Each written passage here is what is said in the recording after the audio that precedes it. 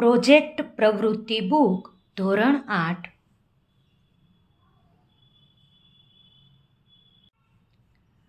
પાના number 56 project પ્રવૃત્તિ 24 અંગદાન મહાદાન. માણસના મૃત્યુ પછી તે શરીરને અગ્નિદાહ આપવામાં આવે છે અથવા તેને જમીનમાં દફનાવવામાં આવે છે. આમ દરેક વ્યક્તિના અંતિમ સંસ્કાર અલગ અલગ રીત રિવાજ મુજબ કરવામાં આવે છે. હવે તમે ક્યાંક સમાચાર વાંચ્યા હશે કે ટીવીમાં જોયું પણ હશે કે વ્યક્તિના મૃત્યુ પછી તેમના અંગોનું દાન કરવામાં આવે છે. મૃત્યુના થોડા સમયમાં કરેલ અંગદાન અન્ય વ્યક્તિને નવી જિંદગી આપે છે. તમારા કુટુંબ, ફળિયા કે ગામમાં કોઈ વ્યક્તિના મૃત્યુ બાદ તેમના અંગોનું દાન કરવામાં આવેલ છે? માહિતી મેળવો. નજીકના દવાખાનામાં જઈ અંગદાન કરવાની પ્રક્રિયા કઈ છે તે જાણો, નોંધો અને અન્યને પણ આ માહિતી આપો. અંગદાન વિશે આપણે માહિતી લખીએ. જે વ્યક્તિને અંગદાનની ઈચ્છા હોય તેમણે પોતાના ઘરના સભ્યોને અગાઉથી જાણ કરવી જોઈએ. જો આપણે અંગદાન કરવું હોય તો આપણે પહેલેથી જ આપણા પરિવારને જાણ કરી દેવી જોઈએ કે હું જ્યારે મૃત્યુ પામું ત્યારે મારા શરીરના અંગોનું મારે દાન કરવું છે એમ. કારણ કે ભવિષ્યમાં વ્યક્તિનું બ્રેઇન ડેડ થાય તો કુટુંબના સભ્યો યોગ્ય સમયે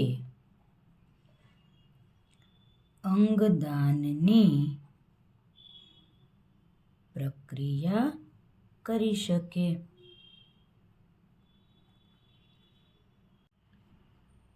જો આપણે આપણા કુટુંબના સભ્યોને અગાઉથી જાણ કરી હોય કે મારે મારા શરીરનું અંગદાન કરવું છે તો ભવિષ્યમાં જ્યારે પણ આપણું કોઈ એક્સિડન્ટ થાય અને આપણું બ્રેઇન ડેડ થઈ જાય એટલે કે આપણું મગજ કામ કરતું બંધ થઈ જાય, શરીરના બધા અંગો સારા હોય પરંતુ પછી આપણને ડૉક્ટર એવું કહે કે આ વ્યક્તિ હવે આગળ જીવી શકશે નહીં, ત્યારે એ બધા અંગો છે એ બીજી વ્યક્તિઓને દાન કરી અને આપણે તેને નવું જીવન આપી શકીએ.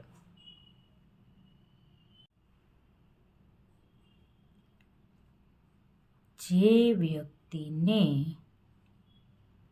અંગદાન કરવાની ઈચ્છા હોય તેમણે એક અગત્યનું ફોર્મ, જેને દસ્તાવેજ પણ કહેવાય, દસ્તાવેજ પર સહી કરવાની હોય છે.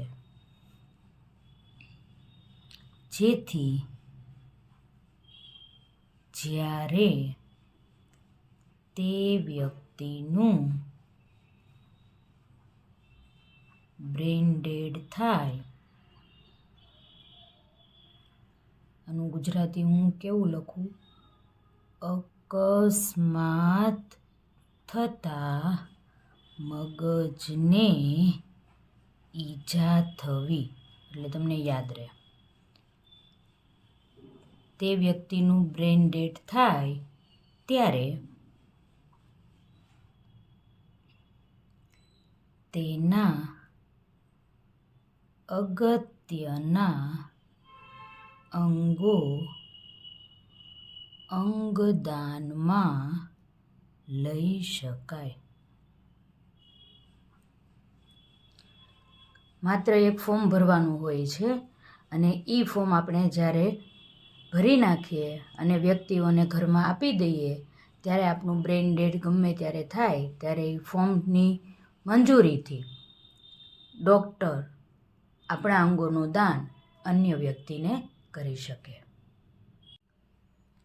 આપણને પ્રશ્ન થાય કે કેવા કેવા અંગોનું દાન થતું હશે, તો લખીએ: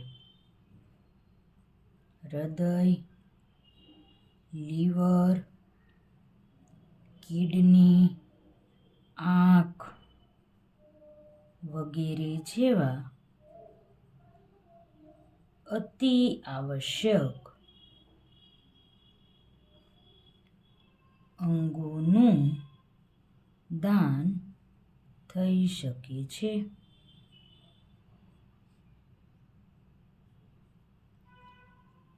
જે દર્દીને આવા અંગોની જરૂર છે તેને આ અંગો મળવાથી તે દર્દી નવું જીવન મેળવે છે.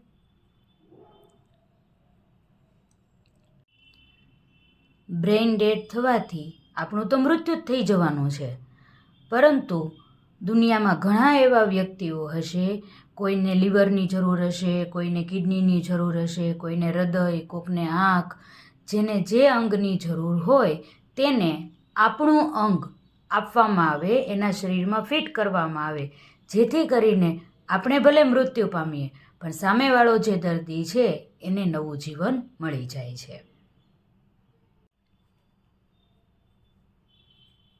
વિશ્વમાં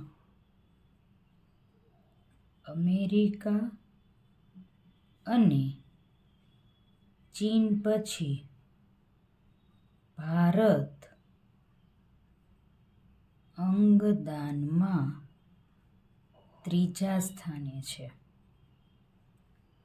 એક વાત જણાવી દઉં કે મોટાભાગના વ્યક્તિઓ અંધશ્રદ્ધાને લીધે અંગદાન કરતા હોતા નથી.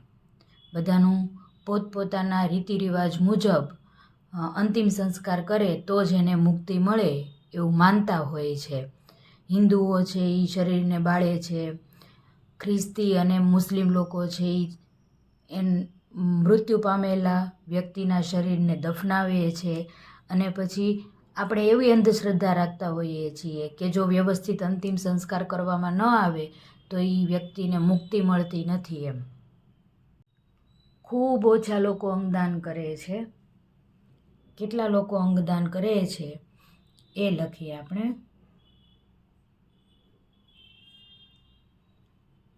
WHO કહેવા મુજબ ભારતમાં માત્ર 0.01% લોકો જ અંગદાન કરે છે. ખૂબ ઓછા લોકો, 0.01% એટલે કોઈ કરતું જ નથી એમ કહેવાય. અંગદાન કરવું ખૂબ જરૂરી છે. લોકોમાં અંગદાનની જાગૃતિ લાવવી ખૂબ જ જરૂરી છે.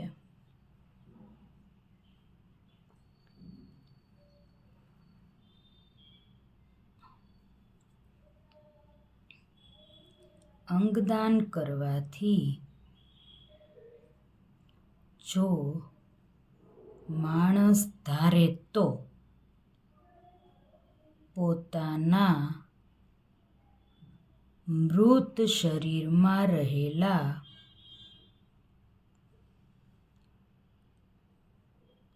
અંગોના દાનથી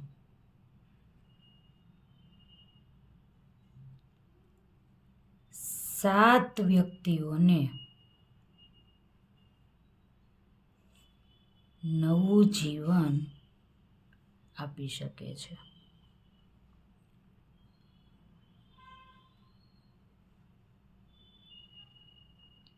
વિચાર કરો કે એક વ્યક્તિ જો ધારે કે પોતે મૃત્યુ પામે પછી પોતાના શરીરના અંગોનું તે અંગદાન કરવા ઈચ્છે છે, તો એ મૃત્યુ પામેલા વ્યક્તિના શરીરમાંથી જે અંગો દાનમાં આવ્યા હોય તે દાનથી 7 વ્યક્તિઓને નવું જીવન મળી શકે છે.